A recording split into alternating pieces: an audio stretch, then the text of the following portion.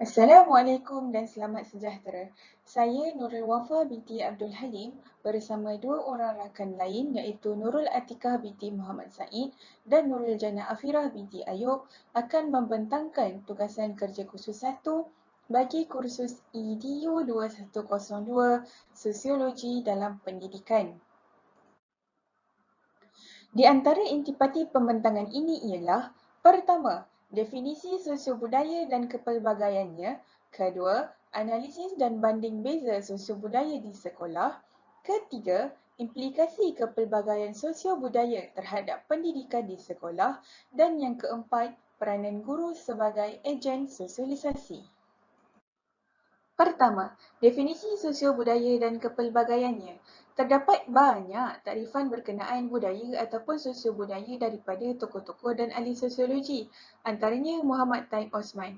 Menurut Muhammad Taib Osman, budaya merupakan satu himpunan kelengkapan intelektual dan kebendaan yang dapat memenuhi kehendak biologi masyarakat serta dapat menyesuaikannya dengan keadaan sekeliling.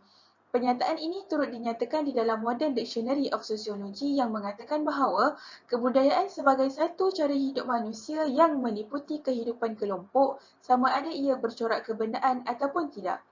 Jika disimpulkan, sosiobudaya merupakan satu hubungan di antara masyarakat dan budaya. Contohnya, cara hidup, adat istiadat dan lain-lain. Amalan yang berupa gaya hidup dan peradaban bagi sesuatu masyarakat lahirnya dari pegangan dan kecenderungan untuk memberi kepuasan dan pembangunan hidup. Pola kebudayaan pula dapat dilihat daripada pelbagai sudut, antaranya bangsa, sistem kekeluargaan, bahasa, nilai kesenian, objek kebendaan, agama kepercayaan, adat resam dan struktur sosial. Walau bagaimanapun, pembentangan ini akan membincangkan tentang 4 aspek sahaja, iaitu aspek bangsa, bahasa, agama kepercayaan dan struktur sosial. Pertama, menurut Kamus Dewan Bahasa dan Pustaka, bangsa merupakan sekumpulan manusia yang mempunyai ciri-ciri kebudayaan, nilai dan aspirasi yang sama. Umumnya Malaysia dikenali sebagai negara yang mempunyai berbilang kaum, antaranya kaum Melayu, kaum India dan kaum Cina. Tidak dilupakan juga etnik-etnik seperti etnik Kadazan Dusun, Iban, Babanyonya dan lain-lain. Kedua, bahasa pula ialah alat pertuturan yang digunakan untuk berkomunikasi. Ia boleh dikategorikan kepada simbol, bahasa isyarat dan bahasa percakapan. Antara bahasa pertuturan yang digunakan di Malaysia ialah bahasa Melayu, bahasa Cina dan bahasa Tamil. Walau bagaimanapun, mutakhir ini terdapat segelintir masyarakat yang menggunakan bahasa Inggeris sebagai bahasa pertuturan harian. Ketiga, agama dan kepercayaan. Kepercayaan boleh ditafsirkan kepada beberapa konteks, antaranya konteks agama. Dalam konteks agama, kepercayaan ialah pegangan hidup dan merupakan batu asas kepada pembangunan moral seseorang individu. Istilah akidah dan iman adalah istilah yang digunakan oleh umat Islam untuk menafsirkan tentang kepercayaan. Manakala dalam konteks psikologi pula, ia adalah suatu keadaan jiwa yang berkaitan dengan sikap. Sebagai contoh, kepercayaan bagi orang Melayu, makan nasi kalau tak habis, nanti nasinya menangis. Kepercayaan orang Cina pula, saiz meja makan haruslah bulat. Kerana apa? Kerana ia melambangkan kesatuan. Manakala kepercayaan orang India pula, mereka tidak boleh makan daging. Nah, ini adalah antara kepercayaan-kepercayaan yang pernah wujud di Malaysia mengikut kaum. Seterusnya yang keempat, struktur sosial. Struktur sosial merupakan susun lapis masyarakat yang boleh dikelaskan mengikut beberapa aspek, antaranya status politik, status ekonomi dan status sosial. Baiklah, bagi meneruskan kepada pembentangan isi kandungan yang kedua, saya menyerahkan kepada saudari Atikah untuk membentangkan tentang hasil penganalisian kepelbagaian sosiobudaya yang terdapat di sekolah kami. Seterusnya, saya akan menjelaskan kepelbagaian sosial budaya yang wujud di sekolah kami iaitu SK Taman Kosras, SK Raja Muda SBT dan SK Bukit Kemuning 2. Lokaliti sekolah kami adalah hampir sama iaitu berada di bandar. Justeru, kepelbagaian yang wujud juga hampir sama bagi setiap sekolah. Terdapat 4 faktor kepelbagaian yang wujud antara sekolah-sekolah ini iaitu dari aspek bangsa, bahasa, agama atau kepercayaan dan struktur sosial iaitu dari segi status ekonomi. Dari aspek bangsa, murid dari ketiga-tiga buah sekolah ini terdiri dari 2 bangsa sahaja iaitu bangsa Melayu dan India. Tetapi majoriti murid adalah murid yang berbangsa Melayu. Kita dapat lihat di sini, murid berbangsa Melayu di SK Taman Kosas adalah sebanyak 93% dan 7% lagi adalah dari bangsa India. Di SK Raja Muda SBT, 95% murid berbangsa Melayu dan 5% berbangsa India. Dan bagi SK Bukit Kemuning 2, 94% murid adalah berbangsa Melayu dan 6% adalah berbangsa India. Meskipun berbeza bangsa, semua murid di ketiga-tiga sekolah ini telah diterapkan dengan nilai saling menghormati antara satu sama lain dan bersatu padu. Tiada sebarang kesalahfahaman yang berlaku antara murid dengan murid dan murid dengan guru. Mereka saling berinteraksi dan berkongsi pengalaman mengikut budaya bangsa masing-masing. Sebagai contoh, murid-murid yang berbangsa Melayu akan berkongsi pengalaman berkaitan dengan sambutan Hari Raya Aidilfitri, sambutan Hari Raya Aidiladha, ibadah korban dan sebagainya. Manakala murid-murid yang berbangsa India pula akan berkongsi pengalaman berkaitan dengan sambutan Deepavali ataupun Thaipusam dalam budaya bangsa mereka. Mereka akan saling berkomunikasi antara satu sama lain, berkongsi pengalaman yang mereka alami ketika perayaan. Dan bagi meraihkan kepelbagaian budaya dari aspek bangsa ini, bagi kalangan guru, pemilihan dan penggunaan bahan pengajaran yang bersesuaian dengan kedua-dua bangsa adalah penting agar tidak menyentuh sensitiviti mana-mana pihak. Di aspek bahasa pula, semua murid menggunakan bahasa kebangsaan iaitu bahasa Melayu dalam berkomunikasi antara dua bangsa iaitu bangsa Melayu dan India.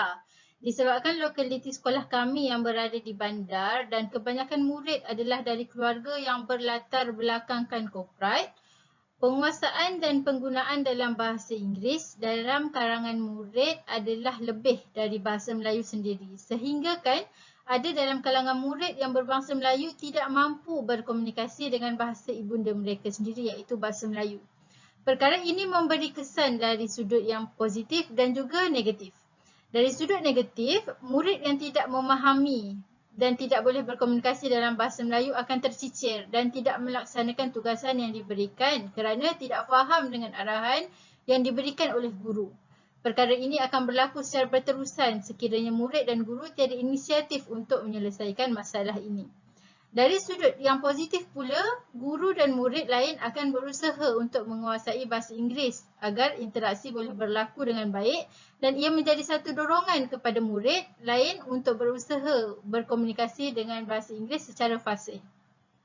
Disebabkan usaha murid untuk menguasai bahasa Inggeris adalah menjadi satu kelaziman bagi murid merujuk kamus untuk mencari terjemahan perkataan yang ingin mereka gunakan ketika berkomunikasi. Dengan penguasaan yang baik dalam bahasa Inggeris dan juga bahasa Melayu, ia dapat membentuk satu keyakinan diri dan jati diri murid itu sendiri untuk menonjol di halayak ramai. Bagi mengatasi masalah keciciran, guru akan menggunakan dua bahasa iaitu bahasa Melayu dan Inggeris dalam proses pengajaran dan pembelajaran. Seterusnya, mari kita lihat kepelbagaian sosio-budaya dari aspek agama atau kepercayaan. Meskipun berbeza agama dan bangsa, murid-murid saling menghormati kepercayaan dan prinsip agama masing-masing tanpa sebarang pertikaian. Kita dapat lihat secara jelas apabila murid yang bukan beragama Islam menyambut baik aktiviti atau program keagamaan atau ibadah bagi individu Muslim seperti aktiviti tadarus Al-Quran, zikir munajat, sambutan Maulidur Rasul, nuzul Quran dan Isra' Mi'raj. Di sekolah SK Raja Muda ketika kelas Al-Quran atau tasmik, murid yang berbangsa India menghormati murid-murid Muslim untuk mengaji atau membaca Al-Quran. Malah, mereka akan menegur rakan-rakan mereka supaya tidak membuat bising dan hormati sahabat-sahabat yang sedang membaca Al-Quran. Bagi murid yang beragama Islam pula, mereka menghormati agama dan kepercayaan bagi kaum Hindu tanpa mempertikaikan kepelbagaian yang wujud antara mereka seperti aktiviti menyembah berhala atau patung yang mempunyai pelbagai bentuk seperti bentuk manusia, haiwan dan alam semula jadi. Kerana Bagi kepercayaan kaum Hindu, setiap bentuk atau unsur mempunyai semangat atau roh yang berbeza. Berikutan pandemik COVID-19 yang melanda seluruh dunia, pihak KPM dan MKN telah menggariskan satu SOP di mana murid tidak dibenarkan membeli makanan di kantin. Mereka hanya dibenarkan untuk makan di kelas masing-masing sahaja. Pada bulan Ramadan, murid yang bukan beragama Islam akan makan di tempat lain seperti gazebo atau pondok. Hal ini adalah bukan disebabkan penindasan atau diskriminasi pada murid yang berbeza agama, tetapi sikap saling menghormati dan bertimbang rasa antara satu sama lain. Hal ini dapat memupuk semangat dan saling menghormati dan saling menyayangi antara satu sama lain dalam kalangan murid. Selain dari itu, pihak sekolah turut menggalakkan pemakaian busana kaum lain ketika majlis atau sambutan seperti sambutan Hari Kebangsaan atau Hari Malaysia bagi memberi pendedahan kepada murid tentang pakaian-pakaian rasmi kaum-kaum di Malaysia.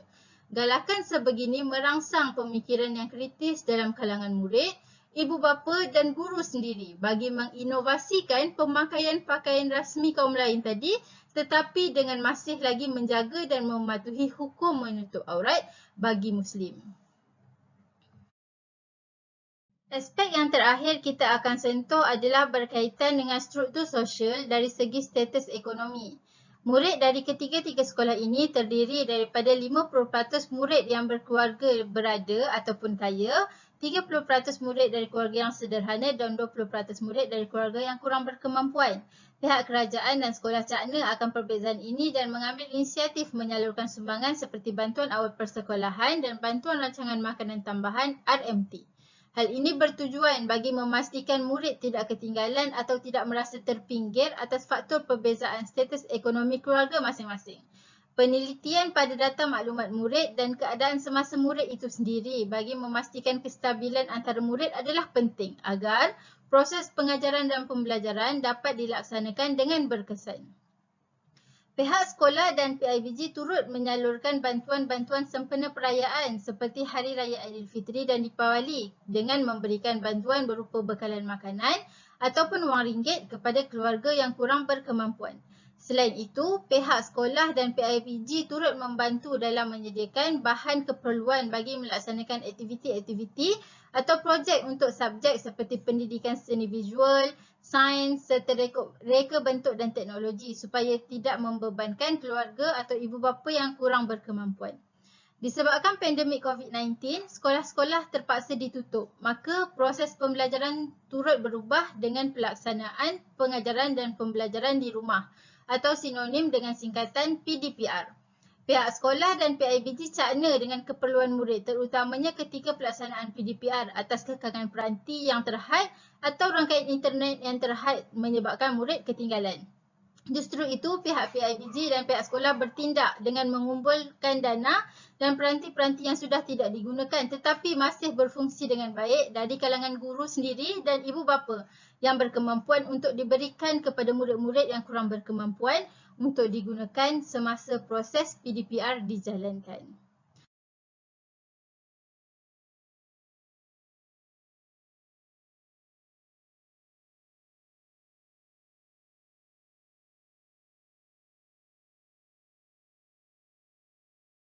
Okey, sebagai kesimpulan daripada analisis kepelbagaian sosial budaya di sekolah, di 3 buah sekolah tadi, SK Taman Kosas, SK Raja Muda SBT dan SK Bukit Kemuning 2, saya dapat simpulkan yang pertama sekali berkaitan dengan perbezaan agama dan bangsa. Okey, perbezaan agama dan bangsa tidak menjadi satu permasalahan atau isu di sekolah dalam kalangan murid kerana semua murid hadir ke sekolah dengan tujuan yang sama adalah untuk mendapatkan ilmu pengetahuan. Yang kedua, bagi penguasaan murid dalam bahasa pula, aktiviti komunikasi secara berterusan sedikit sebanyak akan membantu murid menguasai bahasa sasaran seperti bahasa Inggeris ataupun bahasa Melayu. Dan yang terakhir, bagi aspek struktur sosial iaitu status ekonomi, perbezaan status ekonomi mendidik murid untuk saling berkongsi dengan murid lain dan membentuk akhlak yang baik dalam kalangan murid supaya tidak memandang rendah pada golongan yang kurang berkemampuan. Okey, seterusnya saya serahkan kepada sahabat saya untuk menjelaskan implikasi kepelbagaian sosial budaya di sekolah. Seterusnya, saya akan menyambung kepada implikasi kepelbagaian sosial budaya terhadap bidang pendidikan yang meliputi 4 aspek iaitu murid, guru, sekolah dan kurikulum tersirat. Untuk implikasi terhadap murid, ianya terbahagi kepada 3 iaitu gaya belajar dan berfikir, yang kedua kaum etnik dan juga berbeza kelas sosial. Untuk gaya belajar dan berfikir, rata-rata murid tidak mempunyai masalah belajar, namun terdapat segelintir murid yang hanya menguasai bahasa Inggeris sahaja sebagai bahasa pengantara. Oleh kerana itu, mereka menghadapi cara pembelajaran dan fikiran yang berbeza. Malah, berlaku juga kekangan daripada kefahaman murid. Yang kedua ialah kaum etnik. Percampuran kaum etnik di kalangan kaum Melayu dan India menyebabkan mereka mudah untuk menyesuaikan diri. Murid yang bersekolahan berlainan etnik sudah mendapat pendedahan akan budaya kaum lain. Seterusnya, penggunaan bahasa standard juga membantu murid berkomunikasi sesama sendiri. Mereka perlu belajar untuk mengikut arus bahasa yang ada di sekolah meskipun ianya sukar. Yang ketiga ialah berbeza kelas sosial. Perbezaan kelas sosial merujuk hasil taraf pendidikan dan taraf sosioekonomi keluarga. Sekolah kami mempunyai kelas sosial tinggi dan juga kelas sosial rendah. Untuk golongan sosial tinggi, mereka mudah untuk mendapat akses pendidikan, manakala golongan sosial rendah pula akan menghadapi masalah dari segi mendapatkan pembiayaan, kemudahan belajar dan kelengkapan. Seterusnya, implikasi terhadap guru. Semua guru yang mengajar di Bilik Gajah harus menjalankan tugasan dengan penuh dedikasi dan bersikap profesional ketika berhadapan dengan murid. Oleh itu, terdapat 3 perkara yang perlu dititik beratkan oleh seorang guru. Pertama sekali ialah layanan adil, pemilihan sumber dan juga pengurusan hubungan.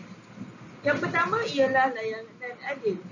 Disebabkan sekolah kami mempunyai etnik Melayu dan juga India, sebagai seorang guru, guru haruslah memberikan layanan yang lebih adil kepada individu pelajar mengikut keperluan individu seperti tidak membezakan bangsa dan keturunan murid.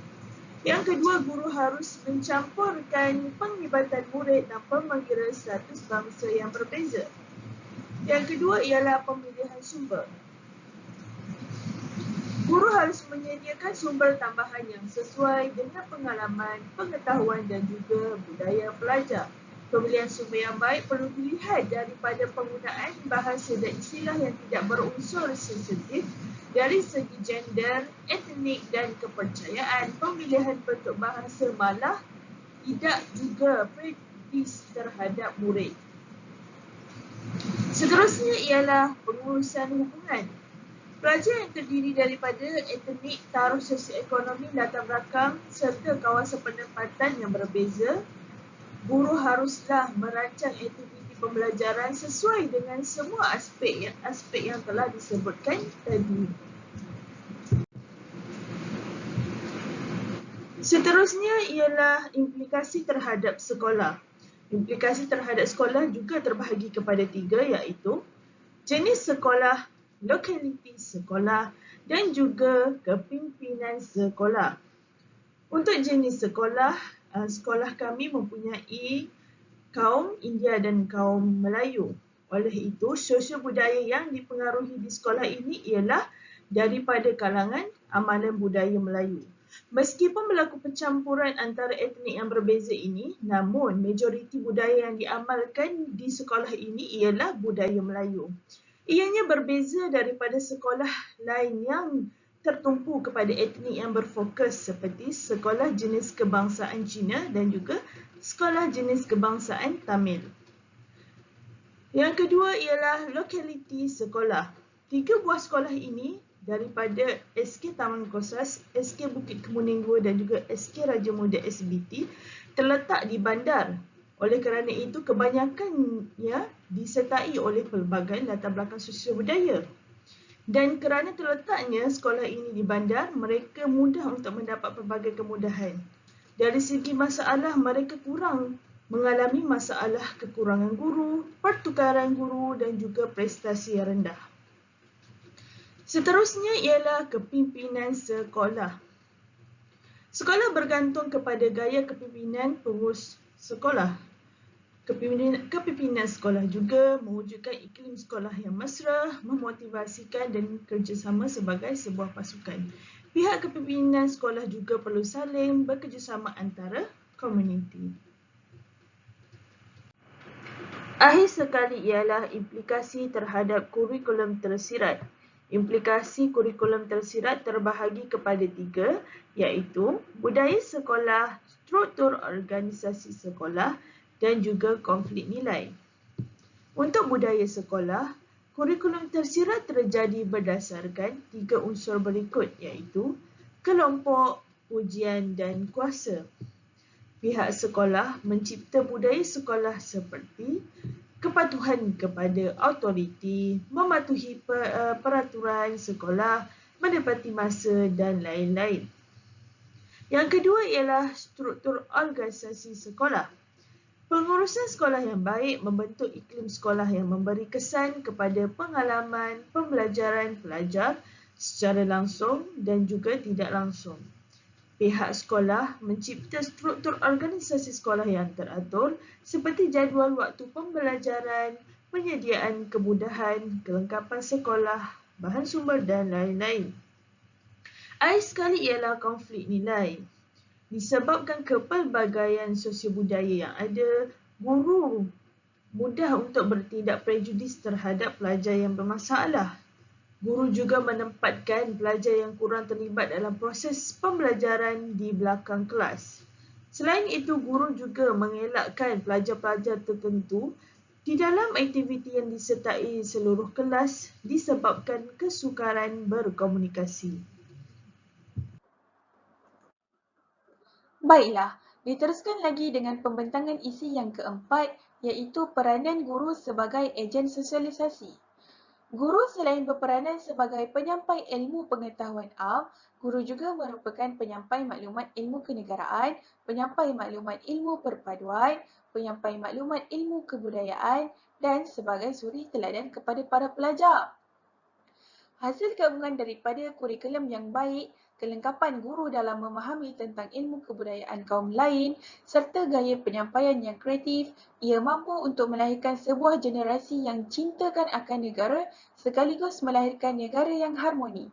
Mengajarkan mereka tentang kepentingan nilai, sikap dan kepercayaan kaum sama ada secara langsung maupun tidak langsung.